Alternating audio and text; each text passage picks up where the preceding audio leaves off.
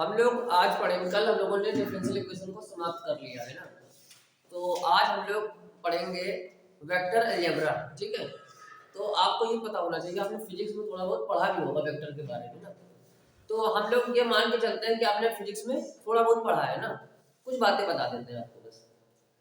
जैसे हम तुमसे कहें कि वेक्टर वेक्टर होता क्या है, दो टाइप के होते हैं। कौन कौन से होते हैं? स्केलर और स्केलर और वेक्टर दो, अरे दो नहीं, एक ही होते हैं। प्रॉपर्टीज दो होती हैं, एक होता है स्केलर, एक होता है वेक्टर, ठीक है। तो हम वेक्टर की बात करते हैं। अच्छा, वेक्टर क्या होता है? कोई भी फिजिकल जो होती है प्रॉपर्टीज होती है, वो दो चीजों पर निर्भर करती है। एक होता है मैग्नीट्यूड, परिमाण, और एक होता है डायरेक्शन। तो देखो, परिमाण या मैग्नीट्यूड क्या होता है?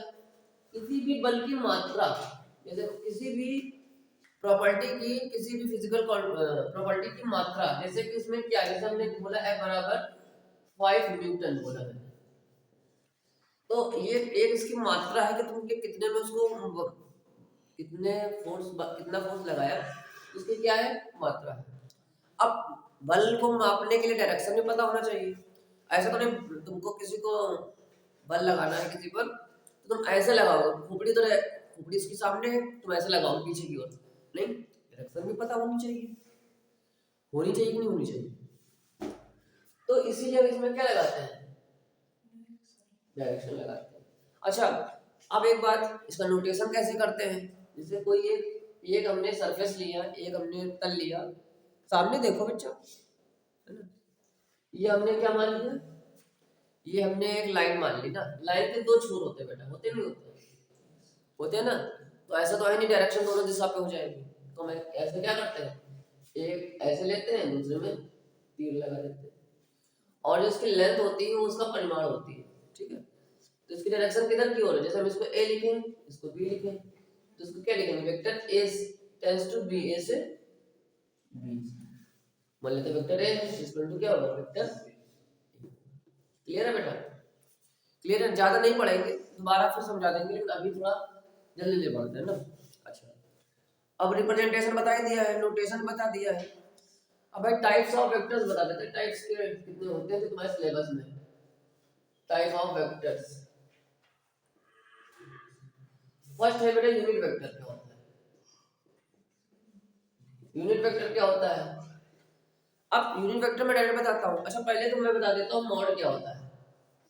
मॉड क्या होता है? किसी भी बल की मात्रा होती है, मापांक होता है मॉड ना। यूनिट जिसमें हम इसको नंबर्स में रख सके, जैसे 4, 5, 6, ये क्या होता है, मॉड होता है। जैसे कि अब वेक्टर क्या होता है, मैंने बताया वेक्टर 3 डायमेंशनल हो सकता है, आई जे के रूप में हो सकता है ना बेटा, बोलो। अब हमने जैसे कहा यूनिट वेक्टर क्या होता है, तो उसको एक कैप से लिखते हैं, इसको बोलते हैं एक कैप। क्या होता है? Vector upon mod. अब किसी भी वेक्टर का यूनिट वेक्टर पूछा जाए तो आपसे क्या पूछा जा रहा है, एक कैप पूछा जा रहा है। अगला है बेटा जीरो वेक्टर। बताइए जीरो वेक्टर क्या होता है? जिसका मापांक क्या हो, जिसकी डायरेक्शंस क्या हो, चारों तरफ से डायरेक्शन जी क्या जीरो हो बेटा ना। मॉड क्या हो, जीरो हो। मॉड नहीं, वेक्टर ही जीरो हो, पूरा आई जे के आपका है जीरो हो जाएगा। इक्वल क्या होते हैं वेक्टर? इक्वल वेक्टर ये होते हैं जब दो वेक्टर आपस में इक्वल हो, जैसे vector A equal to vector B, है ना, उसको बोलते हैं। ठीक है, तो मुकला दो, क्वेश्चन कराया डायरेक्ट में, तो मिल गई। इसको खोल दो बच्चा।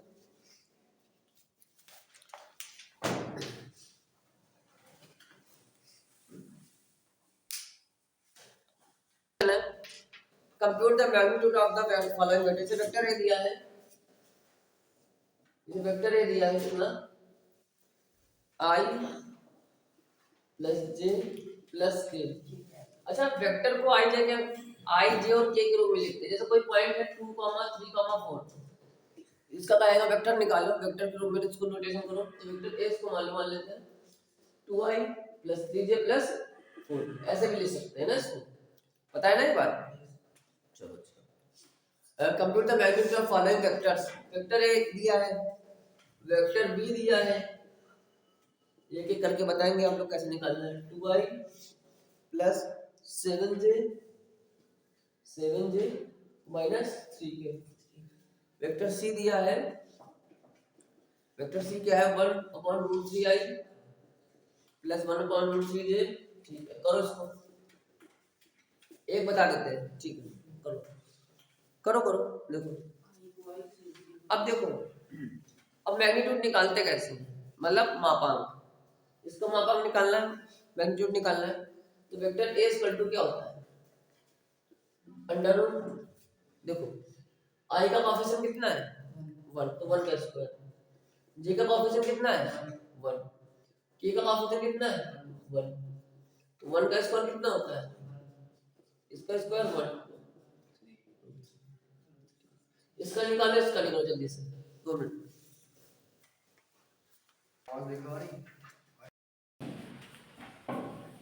डिफरेंट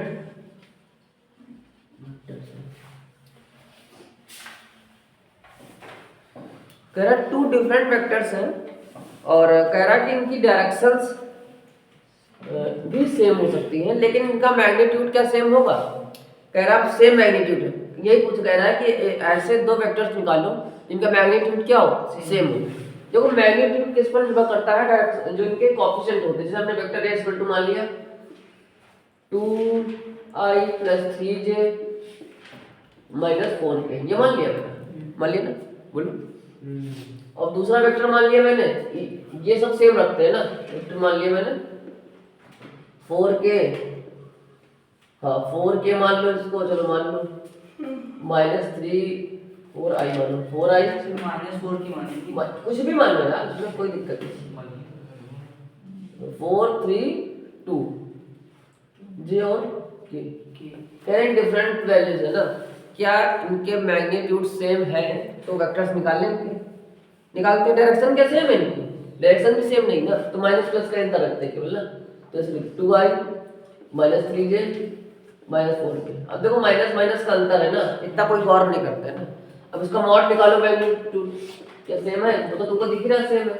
2 का स्क्वायर 4, 3 का स्क्वायर 9, 4 का स्क्वायर 16।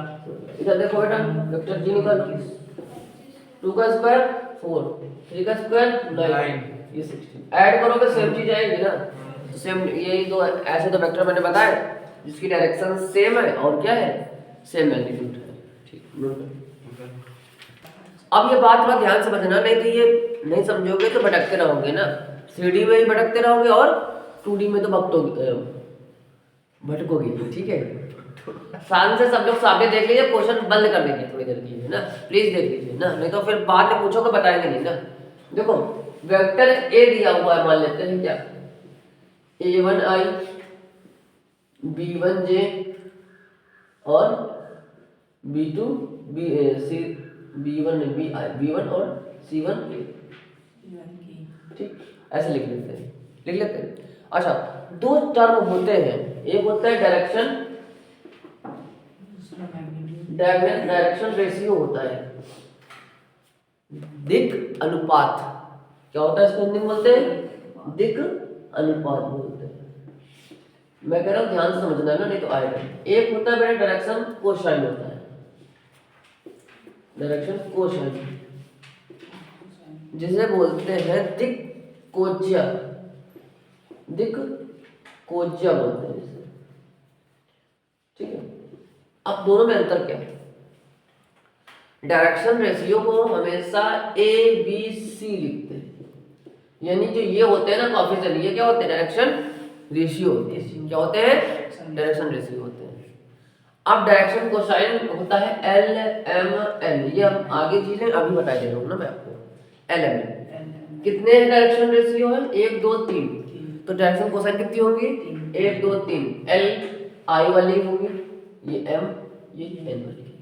अब एल की वैल्यू अगर निकालनी है, फिर ध्यान से समझो, ए बराबर A equal to upon under root A square plus B square plus C square, M बराबर B upon under root A square plus B square plus C square n is equal to c upon under root a square plus b square plus c square. ये क्या है, ये होगी direction question. ABC निकालते हैं ना, अभी इसको और डिटेल से बताएंगे, लेकिन अभी इतना जान लो, ठीक है। ठीक, अब देखो आगे, अब क्वेश्चन में क्या कह रहा है, कह रहा है कि कोई दो वेक्टर्स हैं, कहा है क्वेश्चन, लाओ क्वेश्चन। क्वेश्चन में कह रहा है कि उनकी डायरेक्शन सेम है। डायरेक्शन क्या है, having same vector, same directions to different vectors. अगर डिफरेंट वेक्टर्स निकालने हैं जिनकी डायरेक्शन सेम हो ना, तो उनकी जो रेशियो है ना वो इक्वल रहेगा हमेशा। देखो बात को समझो बेटा, एक वेक्टर हम मान लेते हैं कितना, एक वेक्टर मान लेते हैं कोई भी ऐसे 2i plus 2j plus 2k। Clear. अच्छा ये बात मैंने समझ में आया तो दूसरी तरीके से समझाते हैं। ये क्यों मानते हैं, और कठिन करके मानते हैं ना, 3i प्लस 4j प्लस 4 में यहाँ पर मानते हैं 2 और ये 5k। कोई दिक्कत यहाँ पे, बोलो बेटा। अब बस देखो, अब यहाँ पर हमने वेक्टर माना, अब दूसरा वेक्टर हम ये मानते हैं कि ये सेम डायरेक्शन का हो, तो कोई एक नंबर से मल्टीप्लाई कर दो। वेक्टर बी को मान लो किसी एक नंबर से मल्टीप्लाई करो, चाहे 2 से, चाहे 3 से, चाहे 4 से। मान लेते हैं इसको 2 से कर देते हैं, तुम 3 चाहे 3 करो चाहे 5 करो, किसी से भी कर सकते हो ना। 2 से करते हैं तो दूसरा वेक्टर क्या बनेगा, 6i प्लस 4 प्लस 10। अच्छा अब डायरेक्शन सेम है ना, अब वैसे भी आपको पता है इनको अगर 2 कॉमन लेंगे ना दोनों का तो वही तो आ जाएगा, तो डायरेक्शन वैसे भी सेम आ जाएगी, लेकिन हमको प्रूव करना है। तो हमें अगर प्रूव करना है तो हम ये करते हैं, इनका डायरेक्शन कोसाइन निकालते हैं दोनों का एलिमेंट। पहले इसका डायरेक्शन कोसाइन निकालते हैं, वेक्टर ए का डायरेक्शन कोसाइन। तो एल निकालते हैं, तो ए अपॉन ए क्या, A upon under root A square plus B square plus C square. M बराबर 2 अपॉन नीचे से वही की जाएगी, A square B square plus C square. 25 4 29, 29 9 38। यहाँ पर भी एन निकालते हैं, क्या आएगा 5 अंडर रूट 38। क्यों करे बार बार, क्यों भाई। अब बी का निकालते हैं डायरेक्शन कोसाइन, दोनों की इक्वल आने चाहिए, एल बराबर 6 अपॉन अंडर रूट 36 16 100। कितना आएगा टोटल, बोलो बेटा। 36 और 100, 136 और 136 और 100 16 152। पक्का 152, और 152 के फैक्टर करेंगे 4 से मल्टीप्लाई करेंगे, कितना आएगा 4 3 जा और 152 आएगा ना, बचा कितना 3 4 8 जा 32। ये 4 है ये, बोलो बेटा ये ले सकते हो, बोलो ले सकती हो। और किसका रूट होता है, 2 बाहर आ जाएगा। देखो वही पहला आ गया, बोलो बेटा। एम निकालो, 4 अपॉन 2 रूट 38, बोले ये तो आएगा नीचे, बार पर यही आएगा 2 2 जा, देखो सेम। एल निकालो, 10 अपॉन 2 रूट 38, 2 5 जा 5 रूट 38। ठीक, देखो सबके डायरेक्शन रेशियो क्या है, सेम है। ठीक है, नोट कर लो इसको।